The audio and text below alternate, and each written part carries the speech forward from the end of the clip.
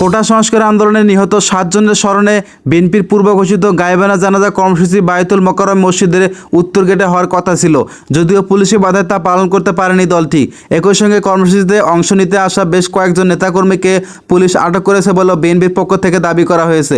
পুলিশের বাধার কারণে বায়তুল মোকাররম মসজিদের বাইরে গায়েবানা জানাজা পড়তে না পারলে বুধবার 17 জুলাই জোহরের নামাজ শেষে মসজিদের ভেতরেই এর নামাজ আদায় করেন বিএনপির শীর্ষ নেতাকর্মীরা।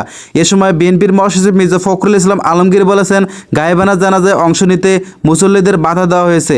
আমি এই ঘটনার তীব্র নিন্দা জানাচ্ছি। তিনি আরও বলেছেন, সরকারের ইচ্ছা করলে আলোচনার মাধ্যমে কোটা সমস্যার সমাধান করতে পারত, তা না করে বর্বরভাবে হামলা করে মানুষকে হত্যা করেই চলেছে।